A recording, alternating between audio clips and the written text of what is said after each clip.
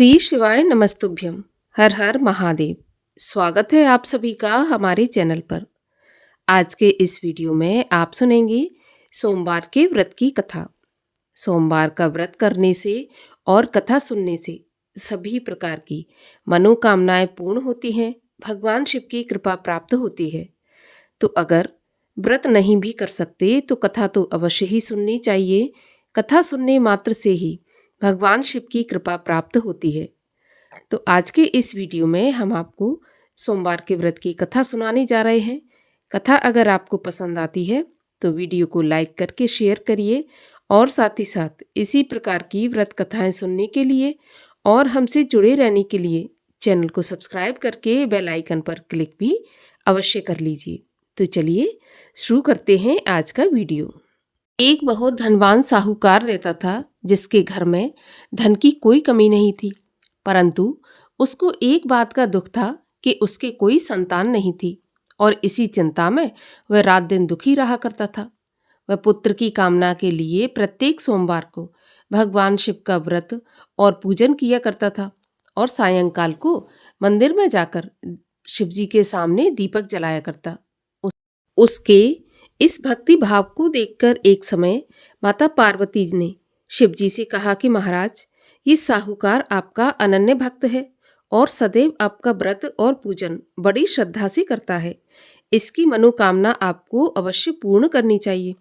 तब शिवजी ने कहा, पार्वती, ये संसार कर्म क्षेत्र है। जैसे किसान खेत में बीज बोता है वैसा ही फल काटता है, उसी तरह इस संसार में प्राणी जैसा कर्म करते हैं वैसा ही फल भोगते हैं। पार्वती जी ने अत्यंत आग्रह से कहा, महाराज, जब यह आपका अनन्य भक्त है और इसको अगर किसी प्रकार का दुख है तो उसको आपको अवश्य दूर करना चाहिए, क्योंकि आप तो सदैव अपने भक्तों पर दयालु होते हैं और उनके दुखों को दूर करते हैं। यदि आप ऐसा नहीं करेंगे तो मनुष्य आपकी सेवा और व्रत क्यों करेंगे। पार्वती जी का ऐसा आग्रह देखकर शिवजी महाराज कहने लगे, पार्वती, इसके कोई पुत्र नहीं है, इसी चिंता में ये दुखी रहता है। इसके भाग्य में पुत्र ना होने पर भी मैं इसको पुत्र प्राप्ति का वरदान देता हूँ, परंतु वह पुत्र केवल 12 वर्ष तक ही जीवित रहेगा। इसके पश्चात वह मृत्यु को प्राप्त हो जाएगा। इससे अधिक मैं इसके लिए कुछ नहीं कर सकता। ये सब बातें साहूकार सुन रहा था। इससे उसको ना तो कुछ प्रसन्नता हुई और ना ही दुख हुआ। वह पहले जैसा ही शिवजी का व्रत और पूजन करता रहा।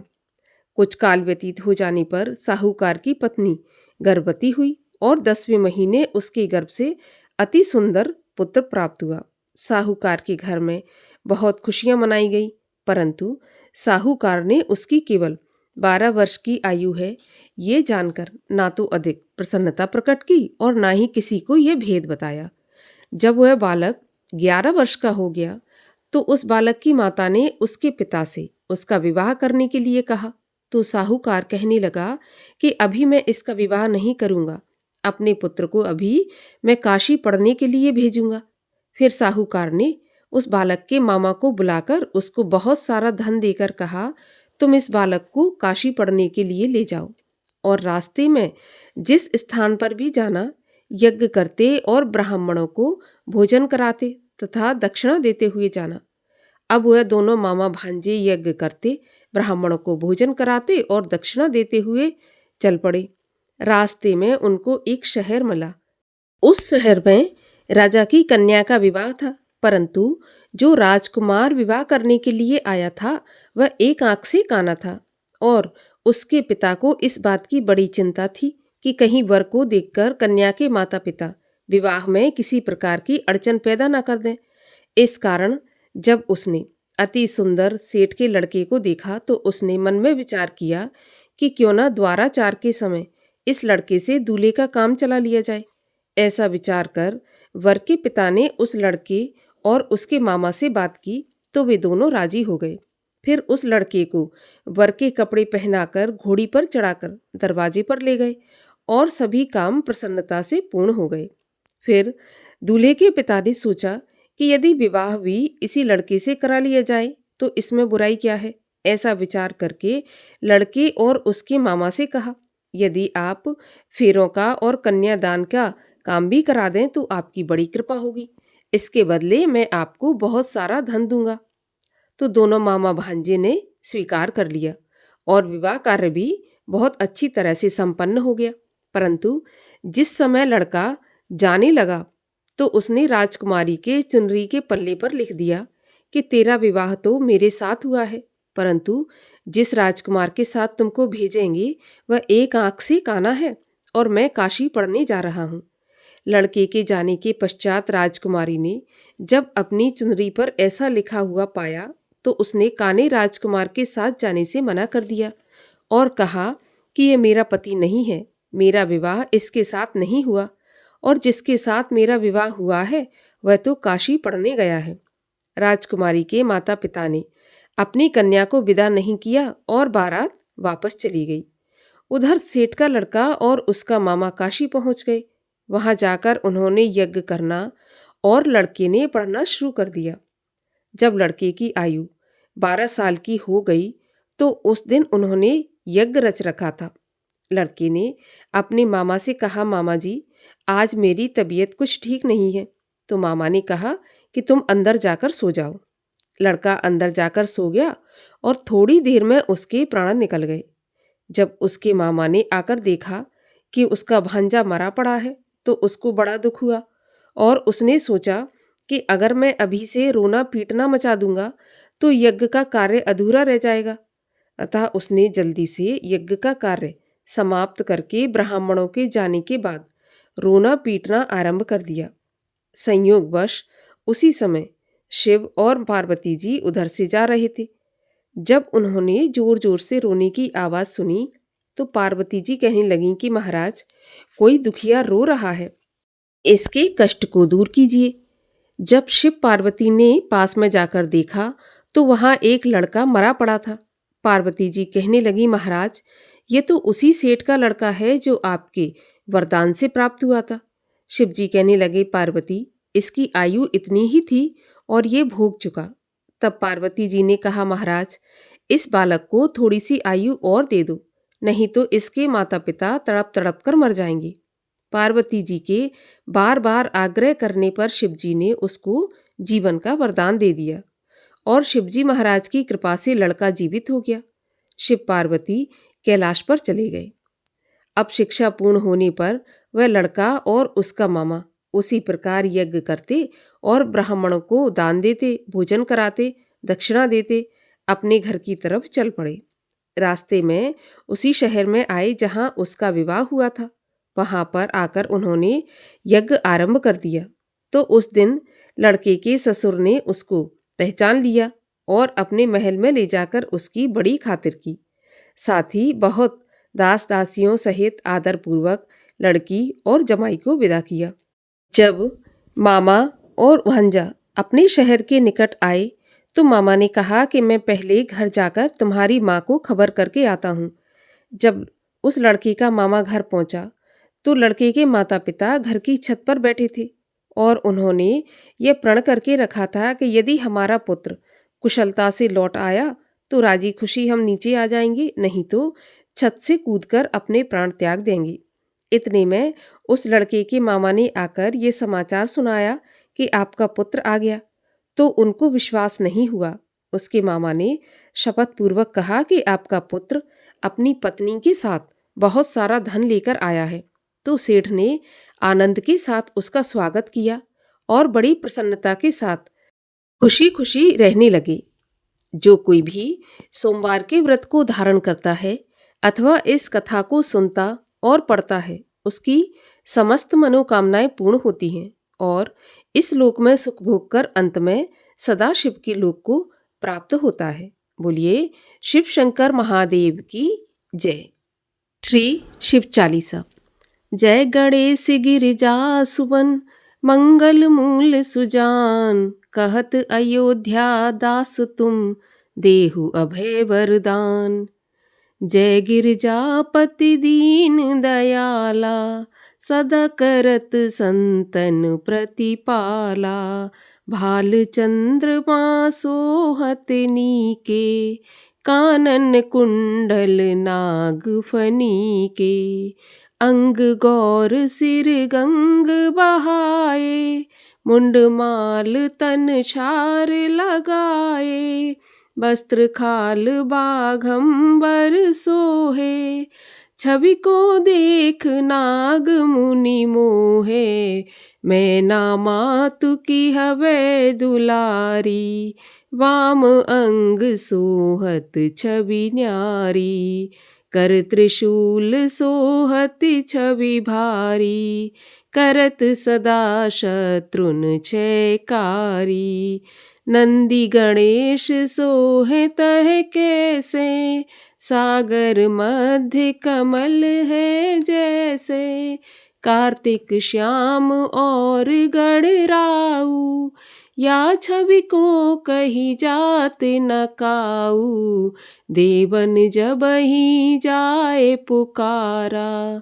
तबहि दुख प्रभु आप निवारा, किया उपद्रव तारक भारी, देवन सब मिल तुमहि जुहारी, तुरत षडानन आप पठायऊ, लव निमेष मह मार गिरायऊ, आप जलंधर असुर संहारा, सुयश तुम्हार विदित संसारा, त्रिपुरासुर सन युद्ध मचाई, सबहि कृपा कर लीन बचाई, किया तपहि भागीरथ भारी, पुरब प्रतिज्ञा तासु पुरारी, दानिन मह तुम सम कोई नाही, सेवक अस्तुत करत सदाही,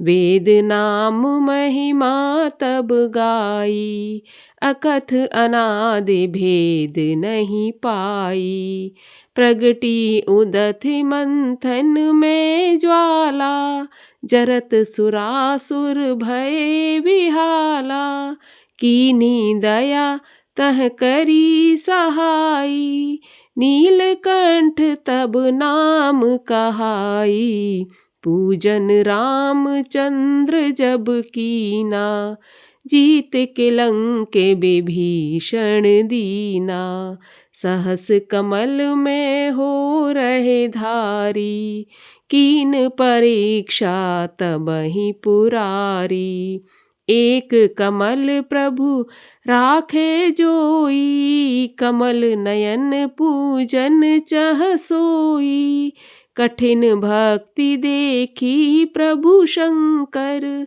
भय प्रसन्न दिए इच्छित वर, जय जय जय अनंत अविनाशी, करत कृपा सबके घटवासी, दुष्ट सकल निथ मोह सतावे, भ्रमत रहो मोह चैन न आवे, त्राहि त्राहि मैं नाथ पुकारो, एहि अवसर मोहे आन उबारो, ले त्रिशूल शत्रुन को मारो, संकट से मोहे आन उबारो, मातु पिता भ्राता सब होई, संकट में पूछत नहीं कोई, स्वामी एक है आस तुम्हारी, आए हरहु मम संकट भारी, धन निर्धन को देत सदाही, जो कोई जांचे सो फल पाई, अस्तुत के ही विधि करो तिहारी, क्षमहु नाथ अब चूक हमारी, शंकर हो संकट के नाशन, मंगल कारण विघ्न विनाशन, योगी यति मुनि ध्यान लगावे, नारद शारद शीश नवावे, नमो नमो जय नमो शिवाय, सुर ब्रह्मादिक पार न पाए, जो यह पाठ करे मन लाई, तापर होत है शंभु सहाई, ऋनिया जो कोई हो अधिकारी, पाठ करे सो पावन हारी। पुत्रहीन कर इच्छा कोई, निश्चय शिव प्रसाद तेहि होई। पंडित त्रयोदशी को लावे, ध्यान पूर्वक होम करावे। त्रयोदशी व्रत करे हमेशा, तन नहीं ताके रहे कलेशा। धूप दीप नैवेद्य चढ़ावे, शंकर सम्मुख पाठ करावे। जन्म जन्म के पाप नशावे, अंत धाम शिवपुर में पावे। कहे अयोध्या आस तुम्हारी, जान सकल दुख हरऊँ हमारी। नित्य नेम कर प्रात ही, पाठ करो 40। तुम मेरी मनोकामना पूर्ण करो जगदीश। मक्सर छठ हे मंत्र ऋतु, संवत 64 जान। अस्तुत 40 शिवहि, पूर्ण कीन कल्याण। ओम जय शिव ओमकारा, स्वामी हर शिव ओमकारा। ब्रह्मा विष्णु सदा शिव, अर्धांगी धारा। ओम जय शिव ओमकारा। एकानन चतुरानन, पंचानन राजे। हंसानन गरुड़ासन, वृषवाहन साजे। ओम जय शिव ओमकारा। 2 भुज 4 चतुर्भुज, 10 भुज ते सोहे। तीनों रूप निरखता, त्रिभुवन मन मोहे। ओम जय शिव ओमकारा। अक्षमाला वनमाला, मुंडमाला धारी। चंदन मृग मद सोहे, भोले शुभकारी। ओम जय शिव ओमकारा। श्वेतांबर पीतांबर, बाघंबर अंगे। सनकादिक ब्रह्मादिक, भूतादिक संगे। ओम हर हर हर महादेव। कर के मध्य कमंडल, चक्र त्रिशूल धरता। जग हरता जग करता, जग पालन करता।